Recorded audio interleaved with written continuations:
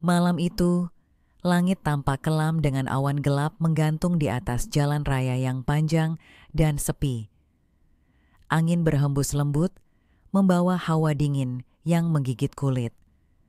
Arman duduk di balik kemudi, tangannya menggenggam setir dengan erat sementara tatapannya sesekali berpindah dari jalan ke kaca spion. Di kursi penumpang, duduk seorang wanita anggun dengan rambut panjang yang tertata rapi, bibirnya merah alami, dan wajahnya yang nyaris tak menampakkan usia sebenarnya. Dialah Laras, ibu mertuanya. Mereka baru saja menghadiri pesta pernikahan seorang kerabat jauh di luar kota, dan rencana awalnya mereka akan langsung pulang setelah acara selesai. Namun perjalanan yang seharusnya lancar berubah menjadi sebuah kisah yang tak pernah Arman bayangkan sebelumnya. Laras, dengan segala pesonanya, adalah sosok yang selalu menarik perhatian. Meski usianya hampir menginjak 50 tahun, tubuhnya tetap ramping dan kencang.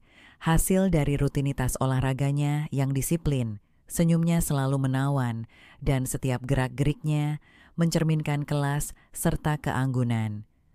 Tak jarang orang-orang yang baru mengenalnya mengira ia adalah seorang model atau mantan artis.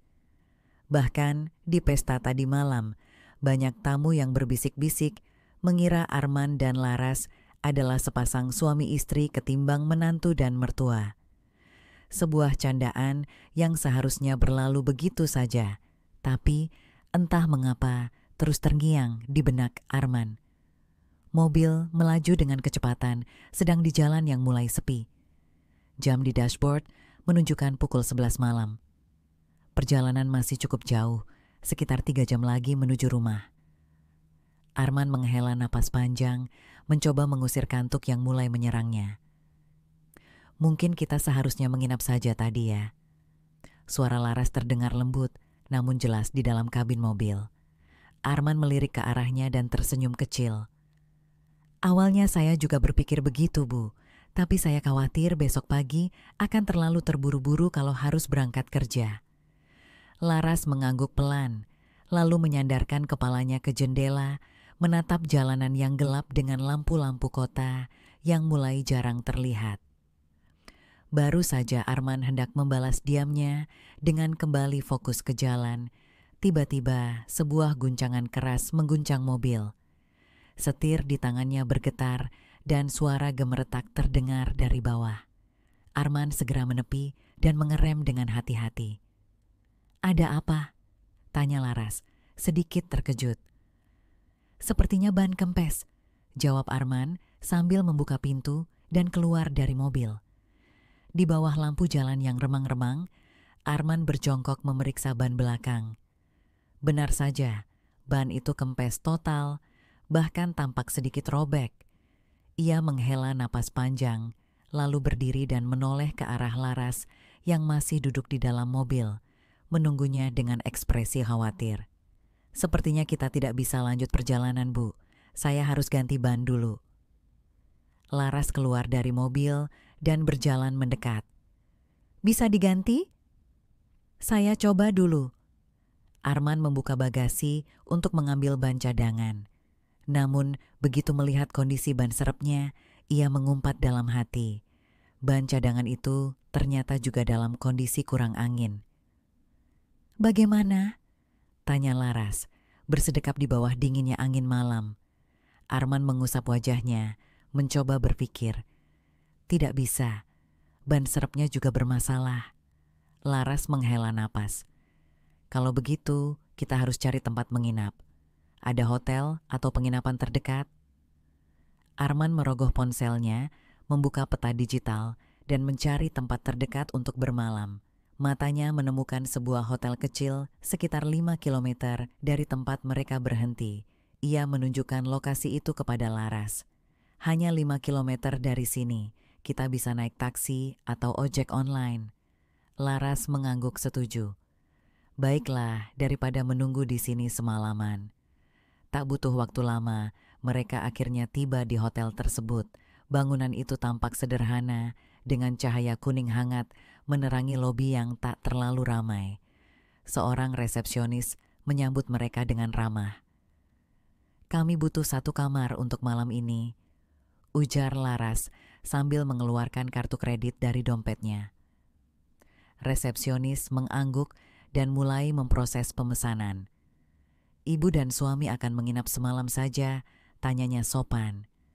Arman hampir saja membantah, namun Laras hanya tersenyum tipis dan mengangguk. "Iya, semalam saja." Setelah pembayaran selesai, mereka diberikan kunci kamar. Arman merasa sedikit canggung ketika berjalan di samping Laras menuju kamar yang diberikan. Situasi ini terasa aneh baginya. Berada dalam satu kamar bersama ibu mertuanya di tengah malam, hanya mereka berdua.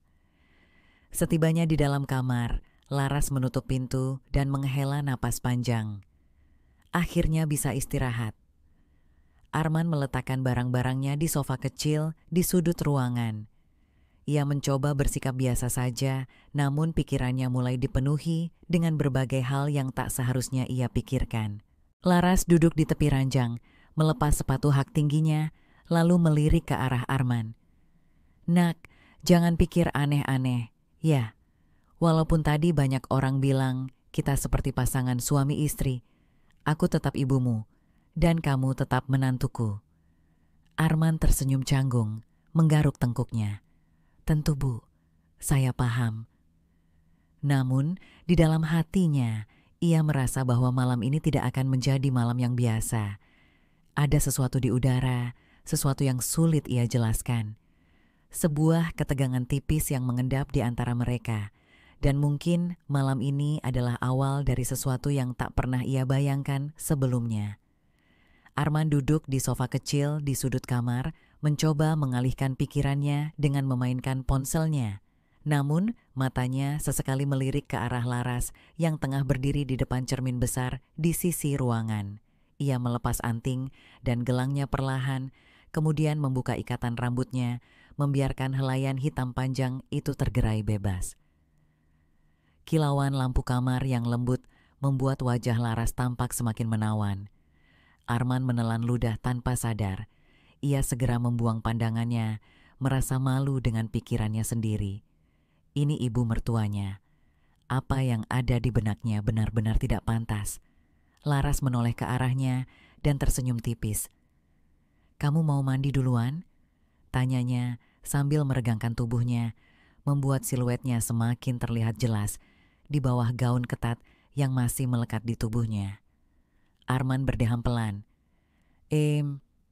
Ibu dulu saja, saya nanti saja." Laras mengangguk. "Baiklah." Tanpa ragu, ia mengambil handuk dari koper kecilnya dan berjalan menuju kamar mandi.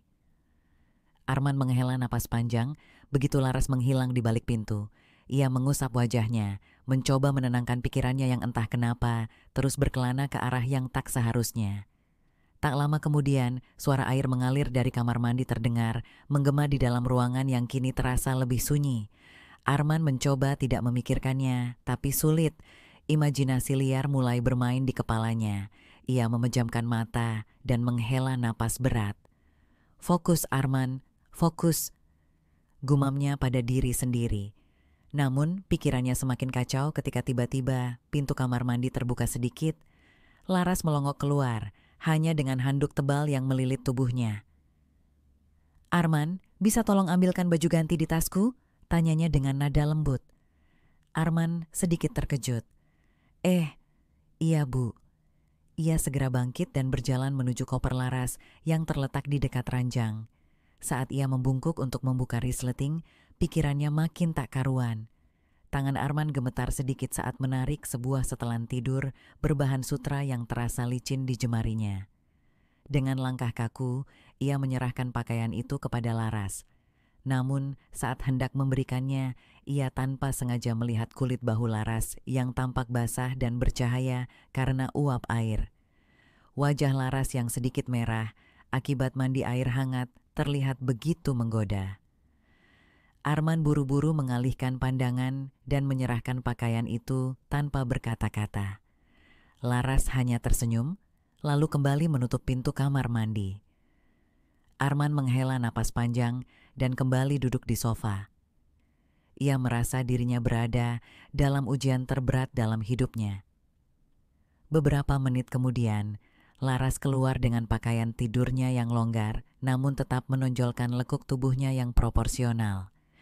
Ia mengeringkan rambutnya dengan handuk kecil sambil berjalan menuju ranjang. Arman menguatkan dirinya untuk tidak terus menatap, lalu berdiri. "Saya mandi dulu, Bu."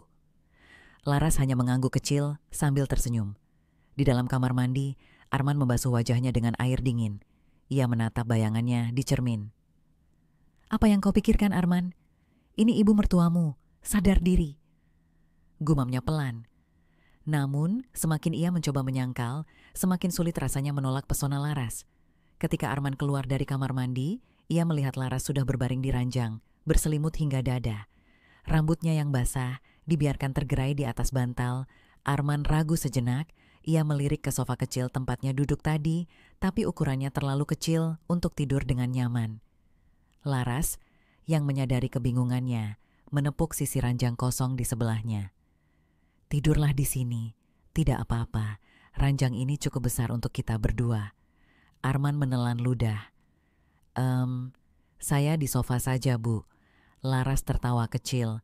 "Jangan konyol, besok kamu akan pegal-pegal kalau tidur di sofa sekecil itu." Arman terdiam sejenak sebelum akhirnya mengalah. Dengan hati-hati, ia naik ke ranjang, menjaga jarak sejauh mungkin dari Laras. Namun, malam itu terasa panjang. Arman nyaris tak bisa memejamkan mata, sementara napas lembut Laras di sampingnya terus mengusik pikirannya.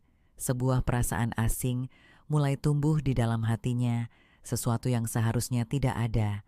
Arman masih terjaga menatap langit-langit kamar yang temaram. Meskipun tubuhnya terasa lelah, pikirannya terus berputar, tak membiarkan dirinya terlelap. Suara napas Laras yang tenang di sampingnya semakin membuat situasi ini terasa surreal. Ia mencoba mengatur napasnya, berusaha mengabaikan aroma samar dari rambut Laras yang basah, bercampur dengan wangi sabun yang lembut. Sesekali, wanita itu bergerak dalam tidurnya, membuat selimut sedikit bergeser. Arman menoleh pelan. Laras berbaring miring membelakanginya, lekuk tubuhnya yang tertutup kain sutra samar terlihat dalam cahaya lampu redup. Arman segera mengalihkan pandangan, menegur dirinya sendiri. Namun, semakin ia berusaha melawan pikirannya, semakin kuat godaan itu merayap masuk. Ia menarik napas panjang, menutup matanya rapat-rapat. "Tidurlah, Arman. Jangan macam-macam. Ini cuma semalam saja." Tapi kemudian Laras bergerak lagi. Kali ini ia berbalik menghadap Arman. Mata wanita itu masih terpejam, napasnya teratur, namun tangannya tanpa sadar bergerak menyentuh lengan Arman. Sebuah kejutan kecil mengalir di tubuhnya. Sentuhan itu terasa lembut, hangat, dan tak sengaja membuat jantung Arman berdetak lebih cepat. Ia menelan ludah. Ini cuma gerakan refleks dalam tidurnya.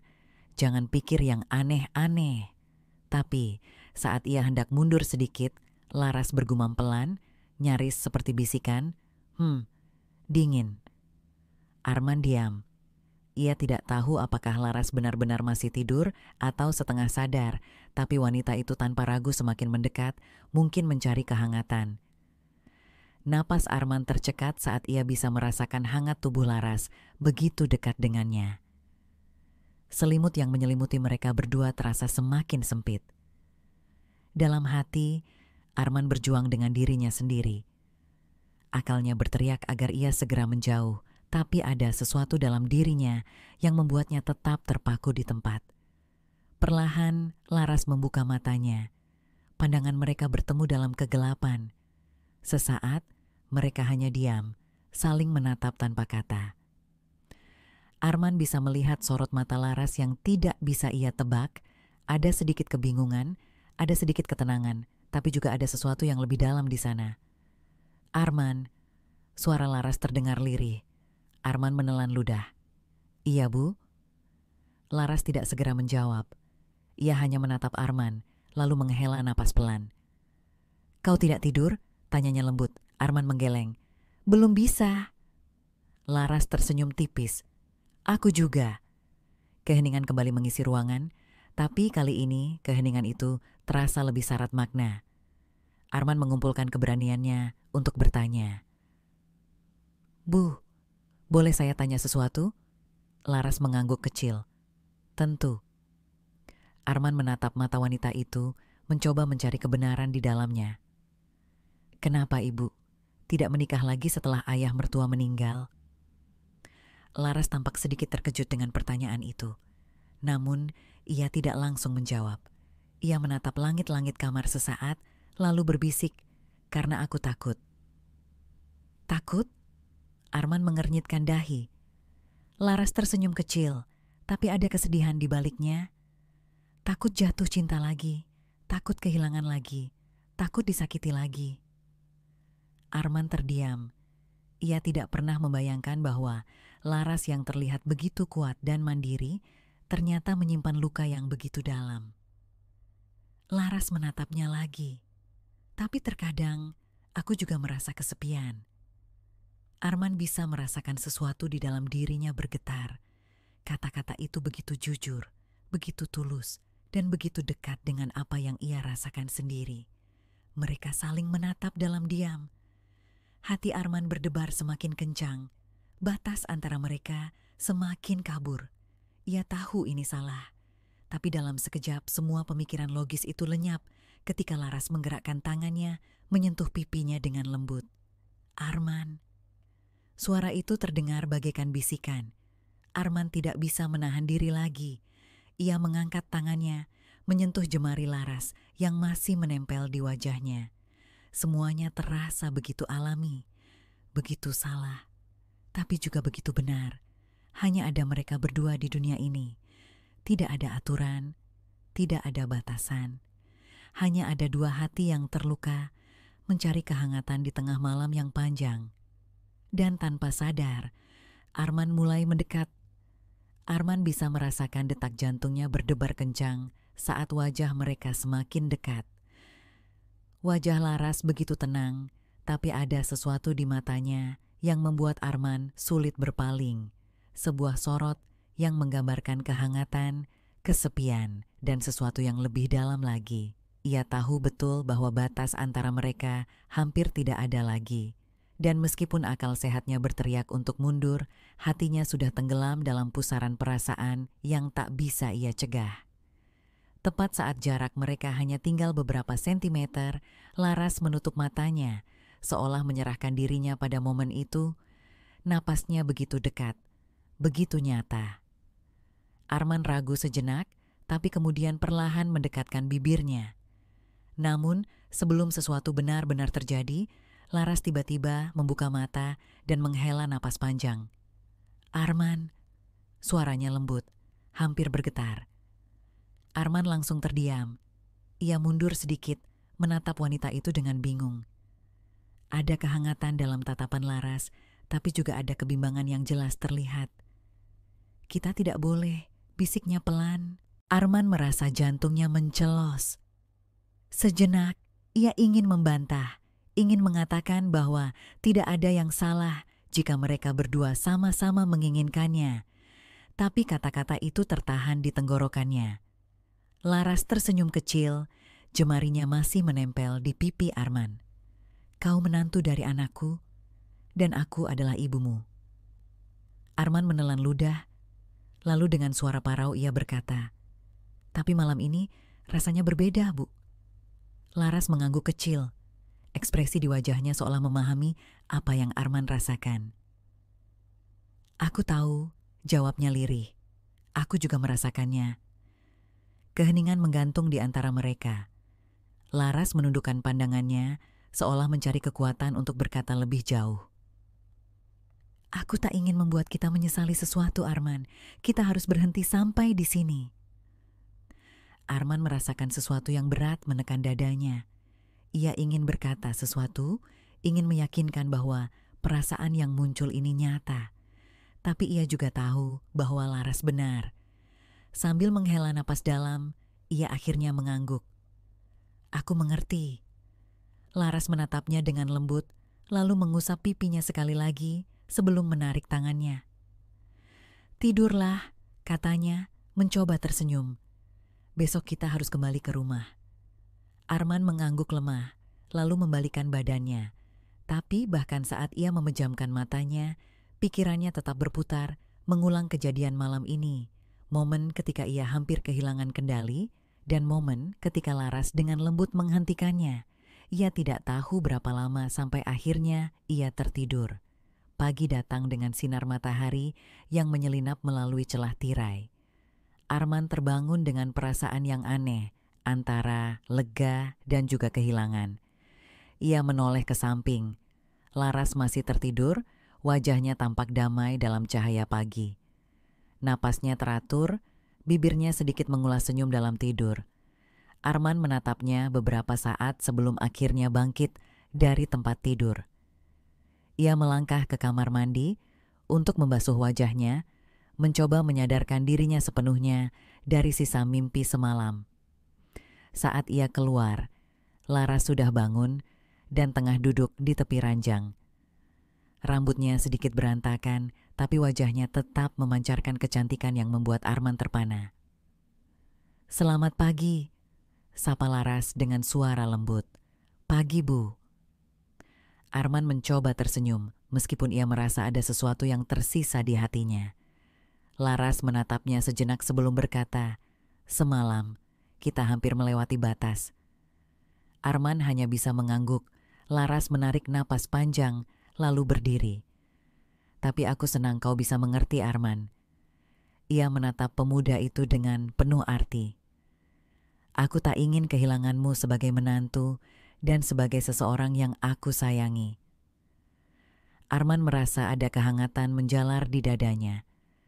Meski ada perasaan yang sulit diungkapkan, ia tahu bahwa Laras tidak mengatakan itu dengan maksud buruk. "Aku juga, Bu," katanya jujur.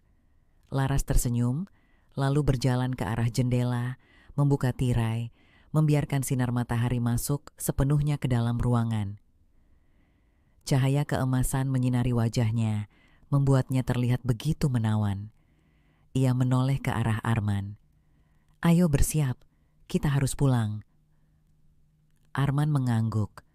Meski ada bagian dari dirinya yang masih berharap malam tadi bisa berlangsung lebih lama, ia tahu bahwa apa yang mereka lakukan adalah keputusan yang benar.